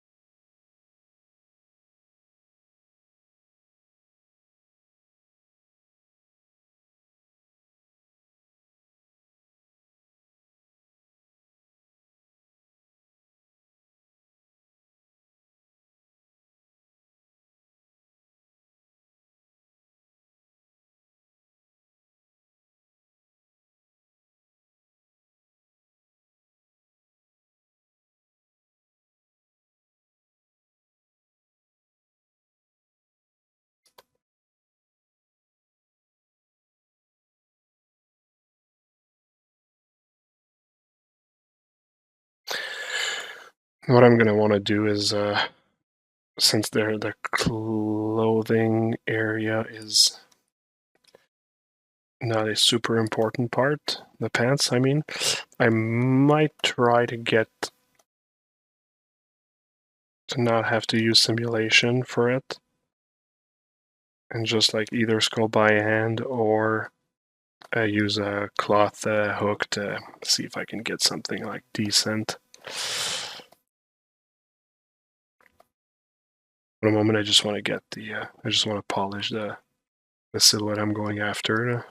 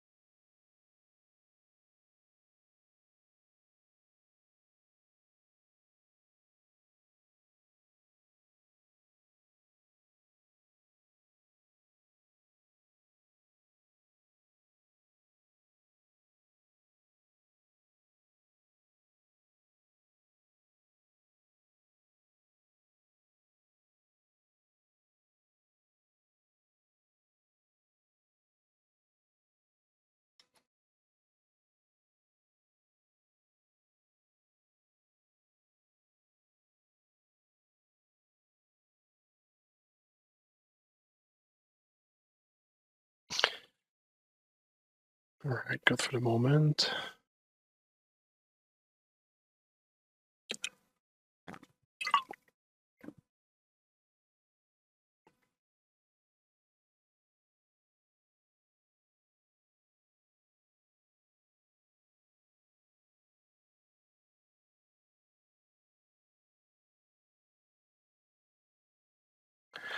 Hey, thanks for the follow.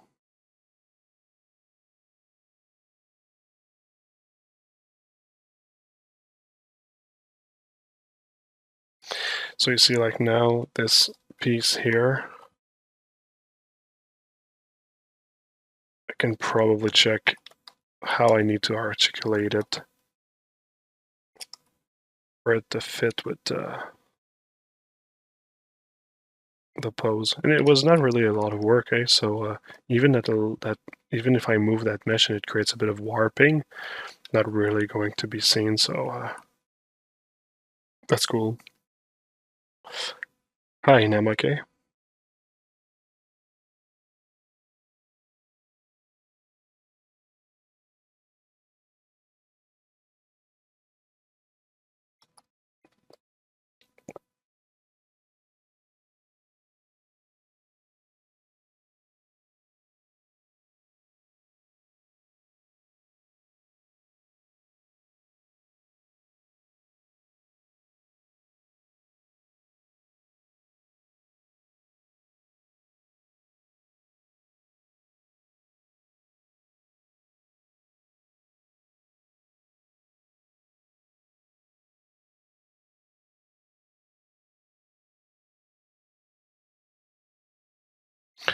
So yeah, the part of the pants that I wanted to work the most and kind of like isolated in an isolated manner from subtool to subtool was for what is the part around the waist.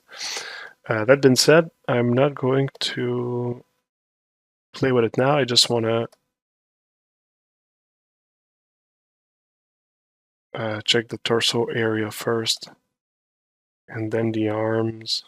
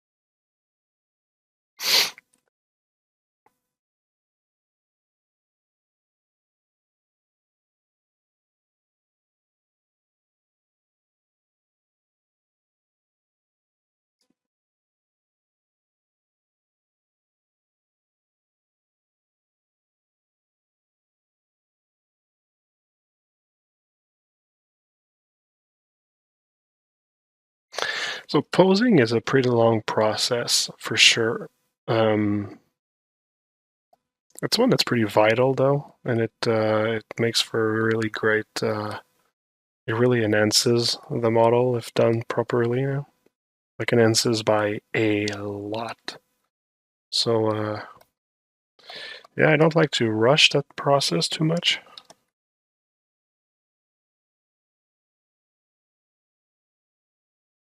Let's get a bit of that hiding thing happening. Maybe not too much. Yeah, I want us to see the mouth. The mouth.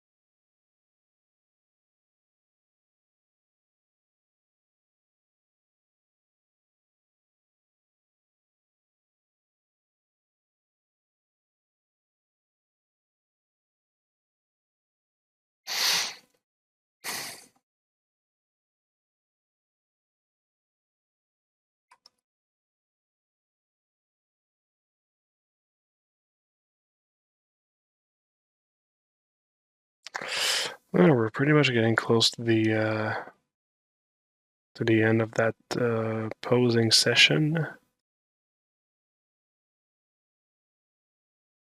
I'll probably stop the stream at this point once we have something.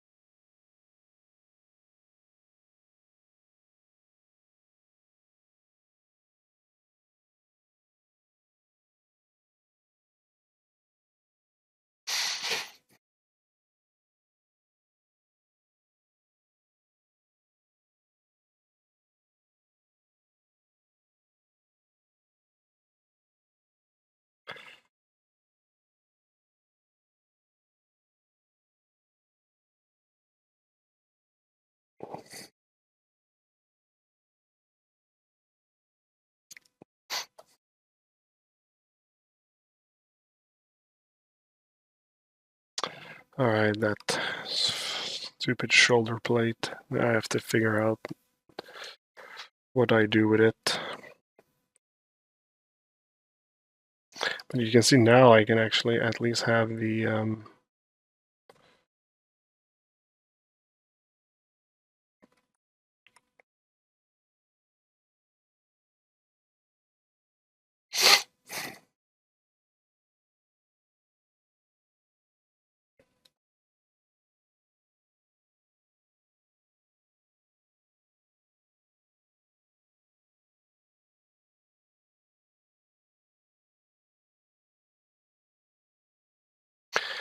At least now it feels at the proper angle. Or does it?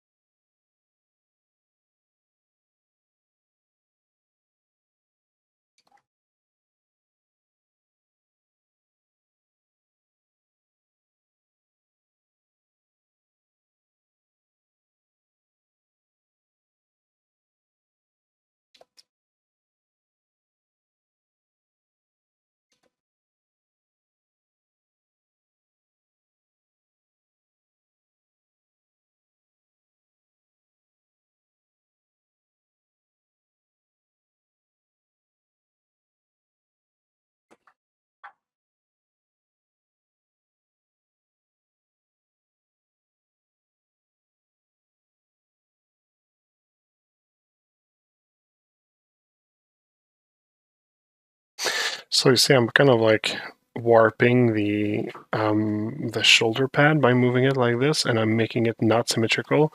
But I can always like take this, put it back in orthographic view, do a mirror and weld to get both sides to be exactly the same. So yeah, it doesn't matter if at this point I kind of like destroy it in a sense.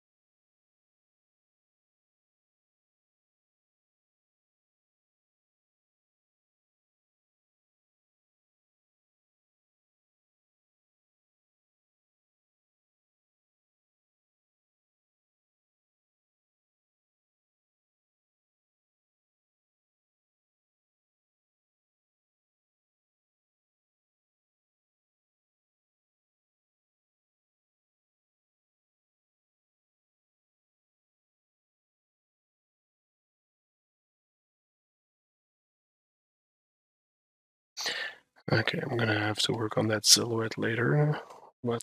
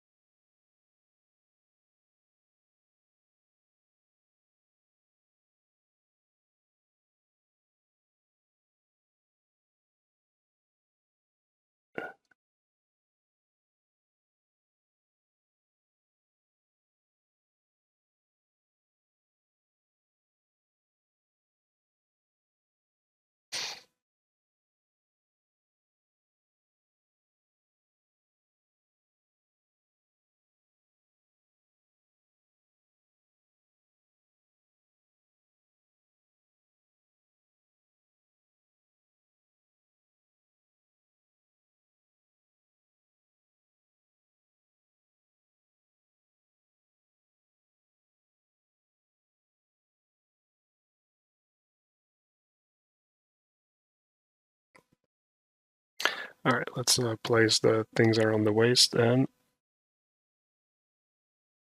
that'll be all.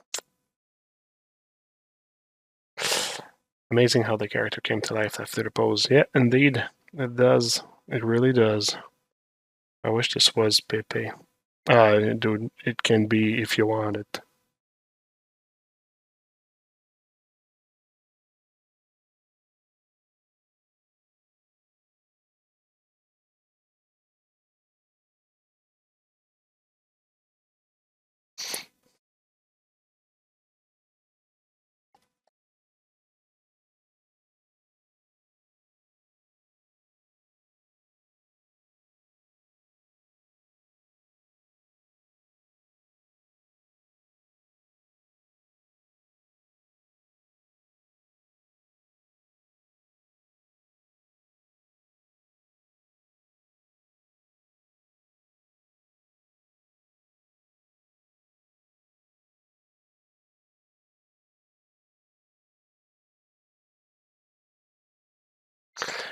I'm just using, for the skin, it's just Blinn here.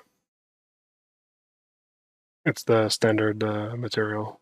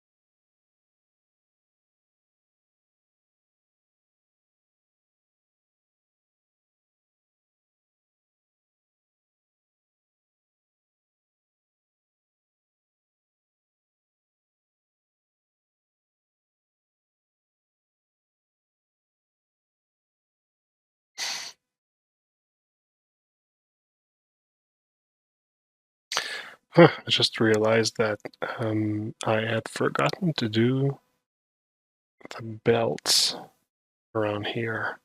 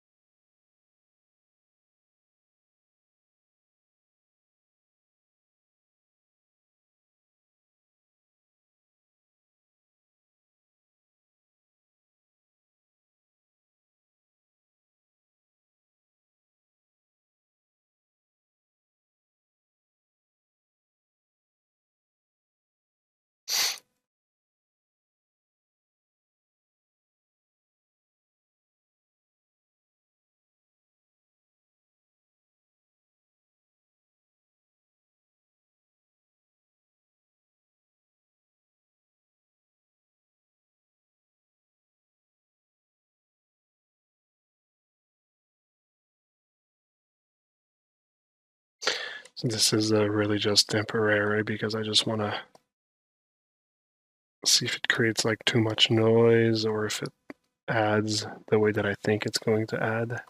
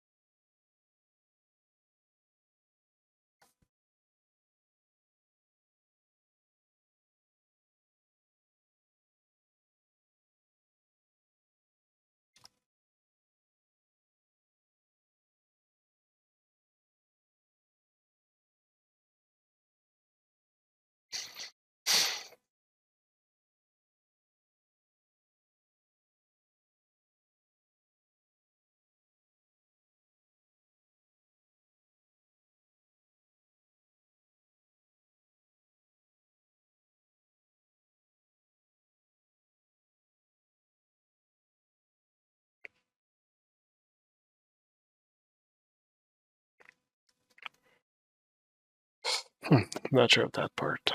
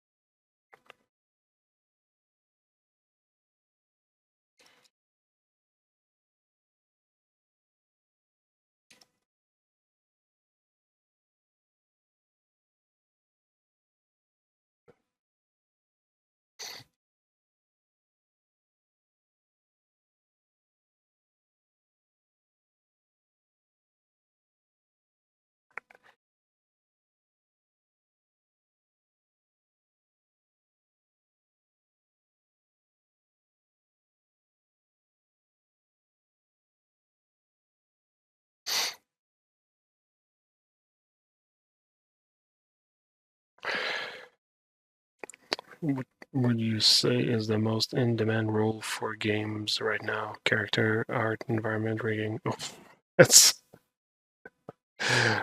Oh, I would not be able to answer this question. You always need a shit ton of environment artists, for sure. But is it the most in demand? It's hard to say. Hard to say.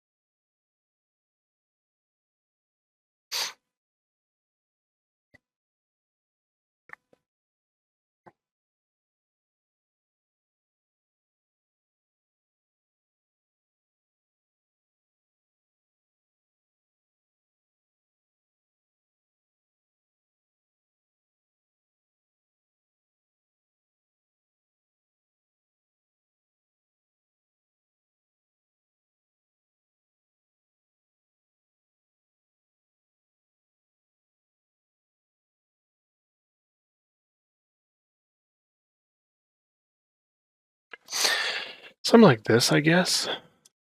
Yeah.